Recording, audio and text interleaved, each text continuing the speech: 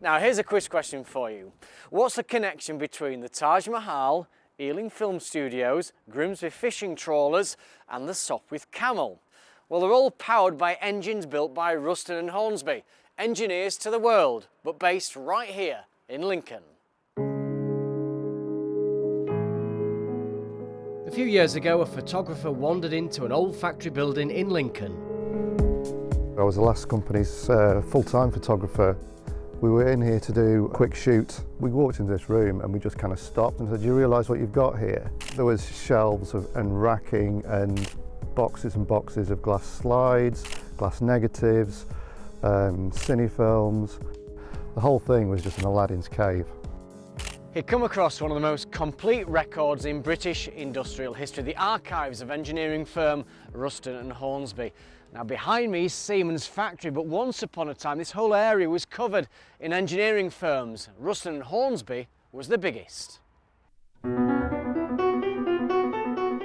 This is an old catalogue, about 1900, but it shows the variety, tremendous variety of stuff they made. Farmer's son Joseph Ruston started this empire by making agricultural tools. So maybe it's appropriate that I'm visiting a garden shed to learn the company history.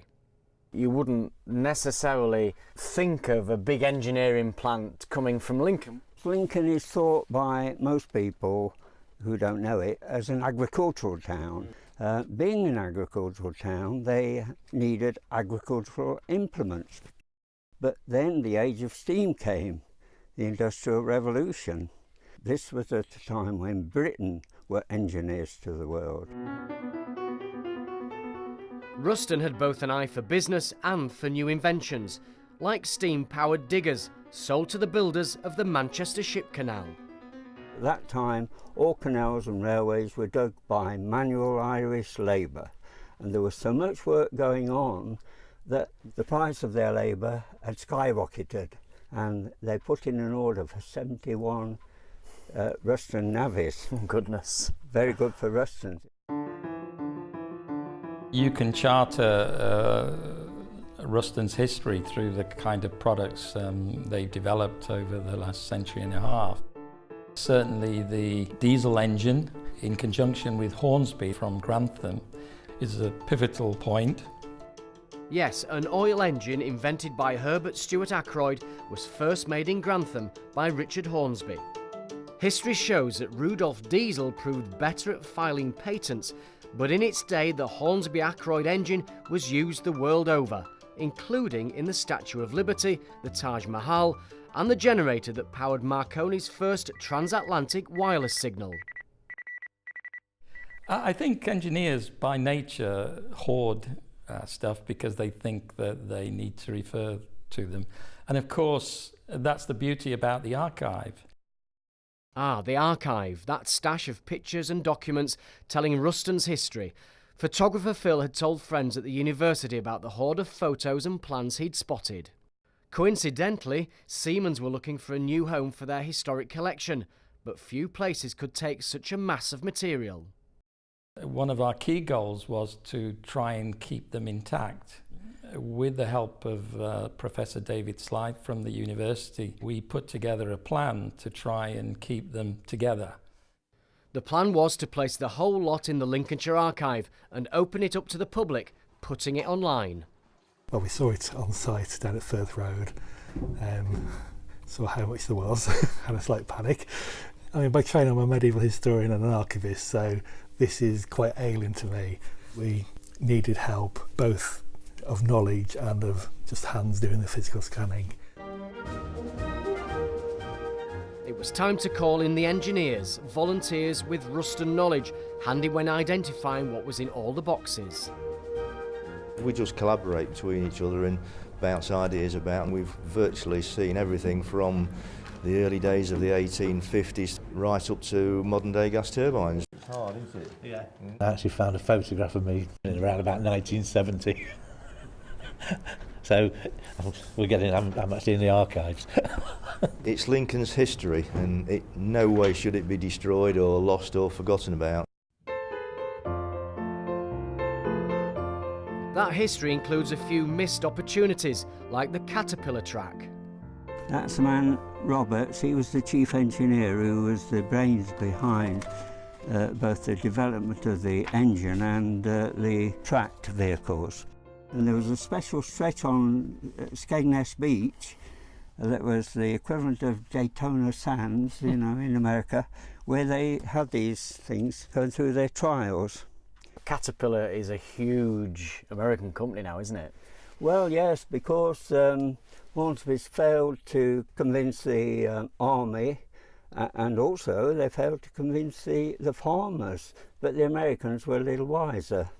They paid £4,000 for the patents. Right.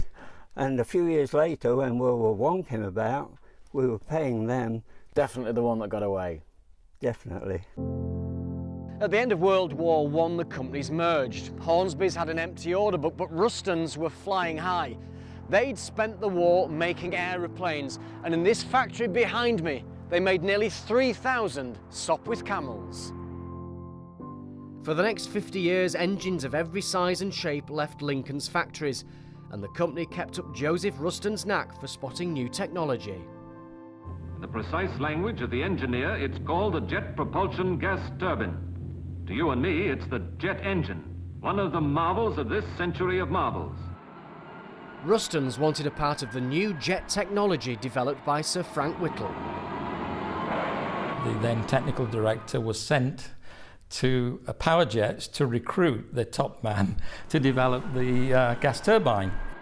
Today, we are one of the major industrial gas turbine manufacturers, where our products are used on oil pipelines, offshore, so lots of the North Sea equipment, and the same in the Middle East.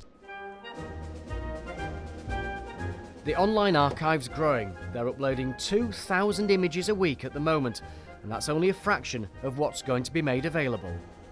I hope people use it for research, of course, you know. I mean, there's a lot of people who are still interested in the old diesel engines. But when you start reading into it and going through stuff, it's fascinating, it really is. There's a thriving community of people restoring old Ruston machines. Not surprisingly, Ray Hooley has been involved in a few of these rescues. One of his longest-term projects began in the late 70s, hauling a 1904 steam navvy out of a flooded quarry. It took me 2 years to assemble the necessary divers, machinery, crane and so on to dismantle this machine underwater and then lift it out in pieces, bring it back to Lincoln and get it restored. 40 years and 2 museums later, the navvy's back in action at Threlkeld Mining Museum in Cumbria. In 1966, in a world of corporate takeovers, Ruston and Hornsby were bought out. Nowadays, you only see those names on old restored engines. But the business is still here in Lincoln. Several changes of owners later, as Siemens, it's still the city's largest private employer, it's still making gas turbines, and it's working with the university to provide a pipeline of future engineers. Something to be proud of. Lincoln always was an engineering city, so it is important to keep it for future generations, I believe. It's working. Keep it working. I think it's important that people not know it just as Siemens, at what it started as. It's our history, isn't it? Or our heritage. For Lincoln and for England.